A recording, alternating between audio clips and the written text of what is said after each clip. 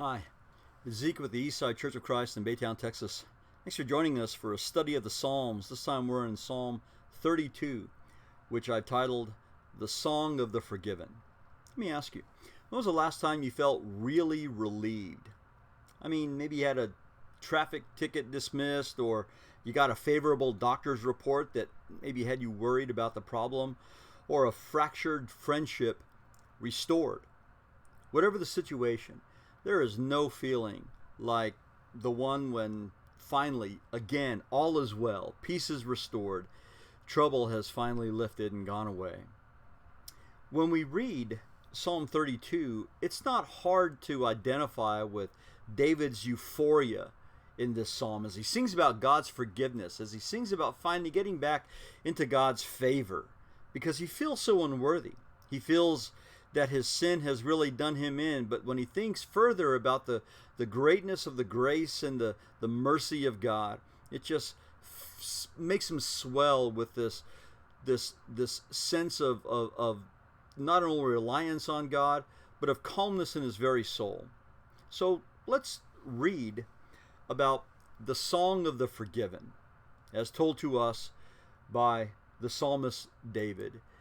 In the first couple of verses, we read about the beatitude of the forgiven. In verse 1, he says, "How blessed is he whose transgression is forgiven, whose sin is covered.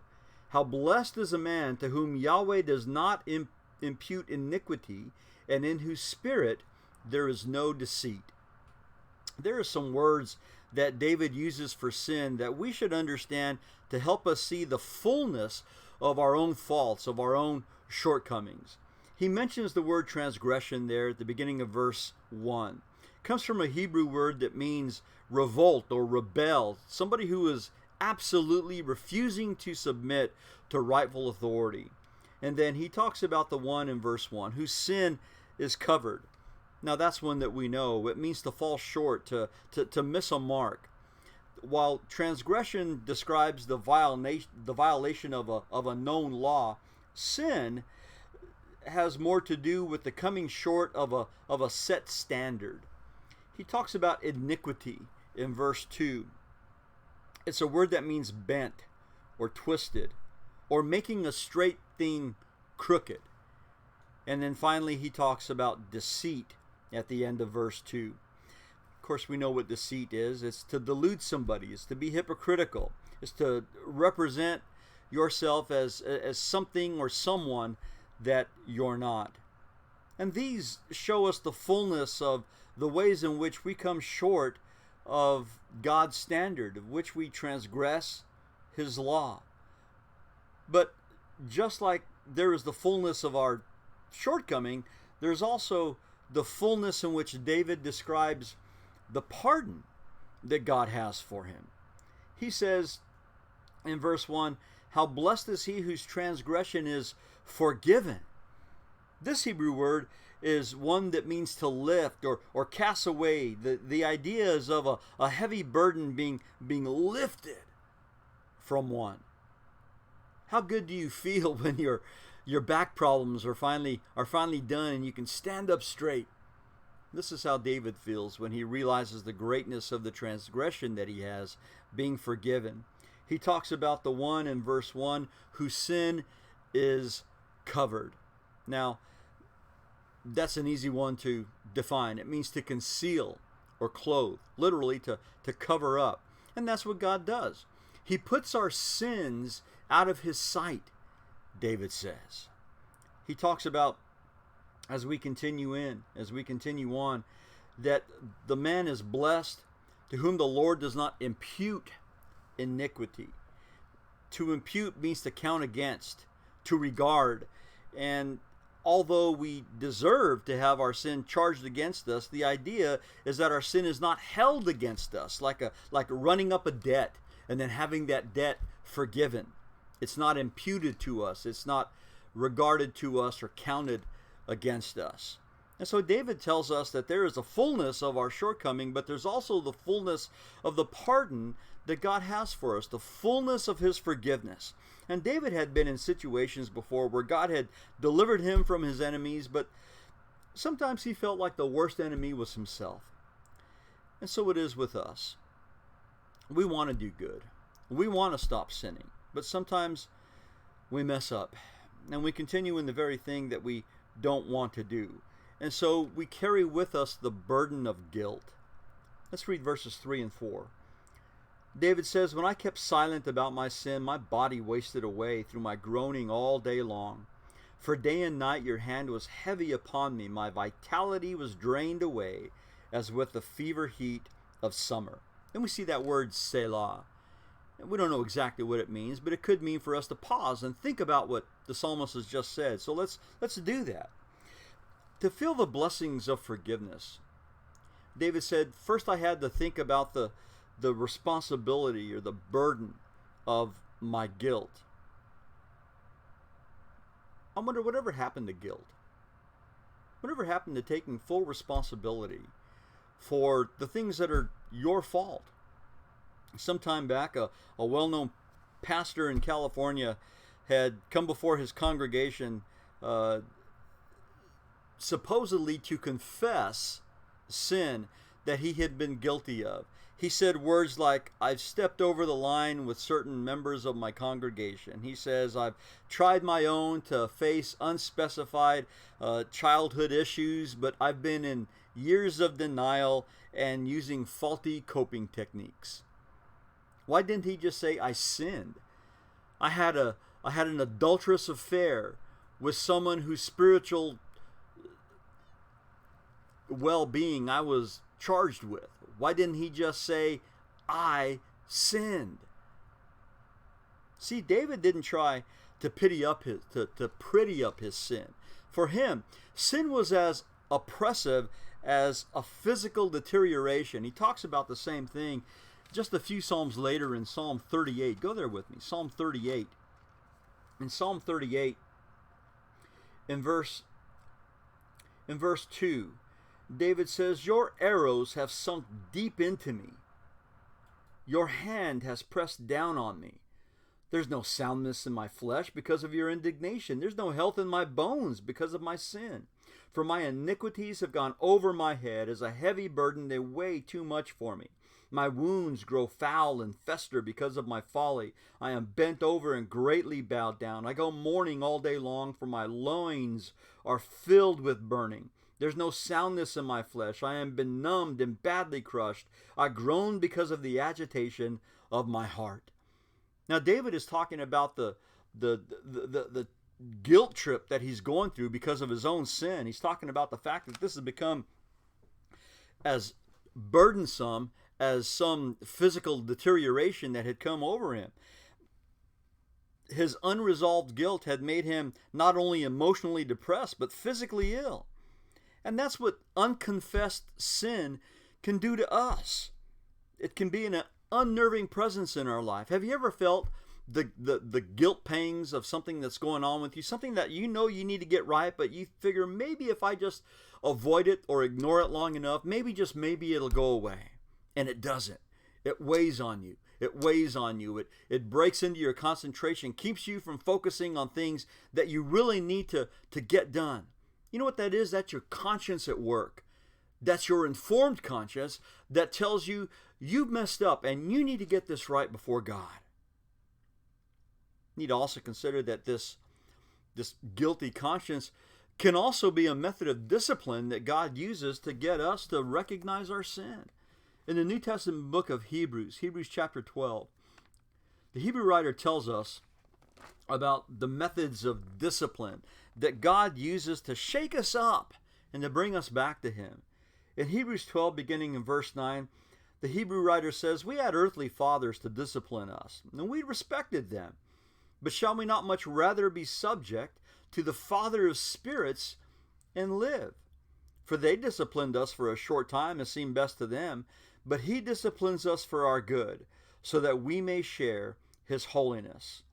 Have you ever had a father, or a mother for that matter, who all it took was a knowing look from them, or a well-placed comment that although they didn't necessarily come right out and accuse you of what it was you were guilty of, you knew that they knew?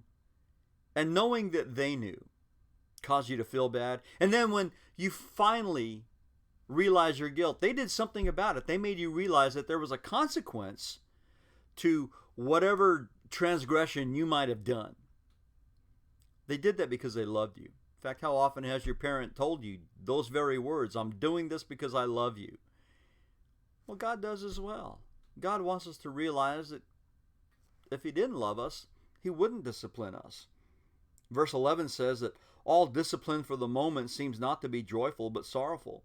Yet to those who have been trained by it afterwards, it yields the peaceful fruit of righteousness. Therefore, strengthen the hands that are weak and the knees that are feeble, and make straight paths for your feet, so that the limb which is lame may not be out of joint, but rather be healed. Of course, the idea here is that when we recognize the purpose of the guilt, of the unnerved feeling that we have because of our sin, we need to do something about it. And better things will result for us. They certainly did for David. David recognized, as we go back to Psalm 32, the blessing of forgiveness. In verse 5, he says, I acknowledged my guilt to you, and my iniquity I did not hide. I said, I will confess my transgression to Yahweh, and you forgave the guilt of my sin.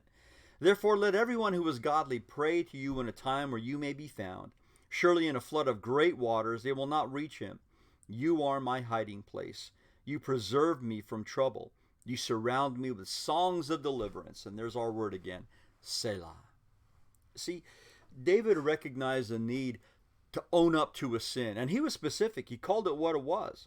In verse 5, he says, I acknowledge my sin to you, and my iniquity I did not hide. He didn't try to, again, purry it up. He didn't excuse it by saying, well, I'm only human, and you know what? Sometimes humans fail. We do that all too often, don't we? We say, well, I'm only human. Well, yeah, you are, but you still need to recognize the fact that God calls us to a nobler purpose. God calls us to a higher way of living. And not only that, but we also need to see the heinousness of sin. No matter who it is that we sin against, maybe you've done something against someone else. What David saw was that his sin was ultimately against God, and God only can rightly judge him for his sin. In Psalm 51, David said, against you only have I sinned and done what is evil in your sight. See, David knew that no matter what he had done, and in Psalm 51, he acknowledges his sin against Bathsheba and then the succession of sins that he committed after that as all being this great big offense against God. And his confession, as he talks about it here in Psalm 32, implies a willingness to abandon those sins.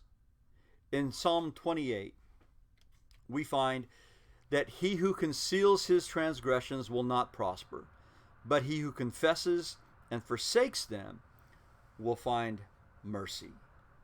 Well, David believed this.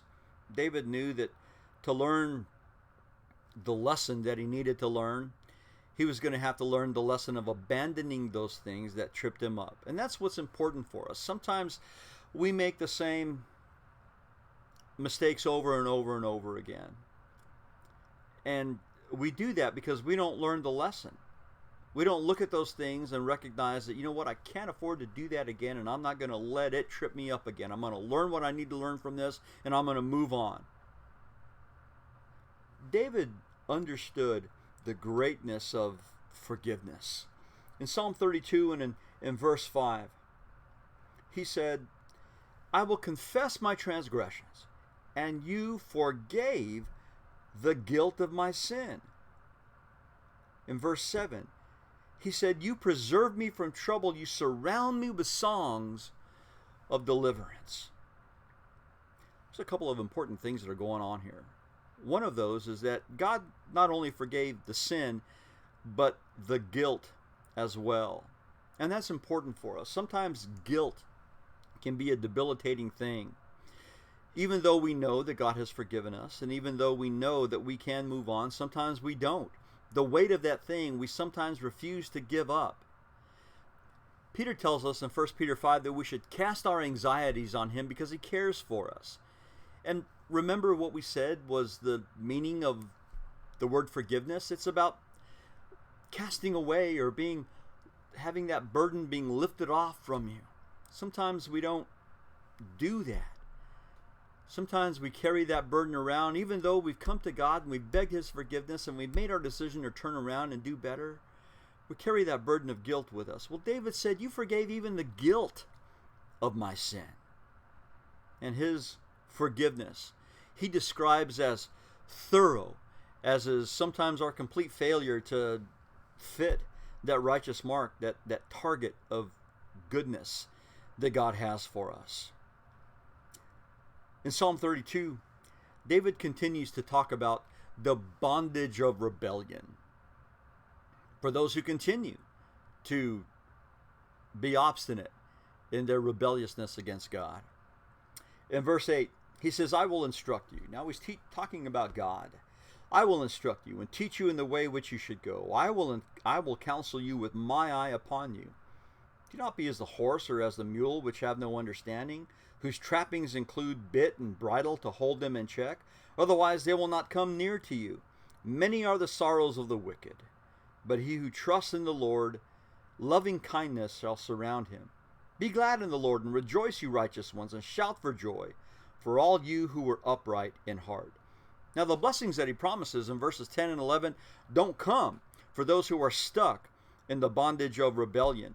In verse 8, God affirms, He reaffirms His right to instruct us. And make no mistake, God is the only one who knows the way that we should go.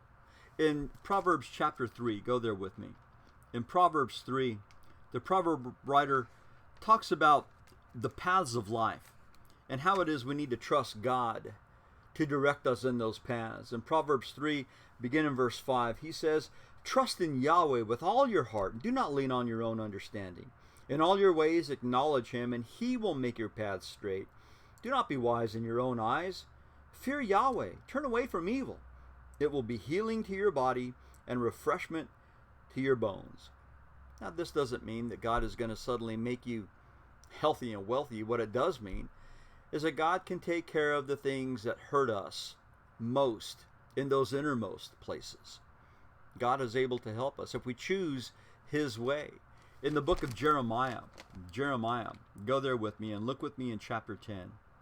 In Jeremiah chapter 10, God, through the prophet, talks about the fact that we don't have it in us to really correctly chart our own course.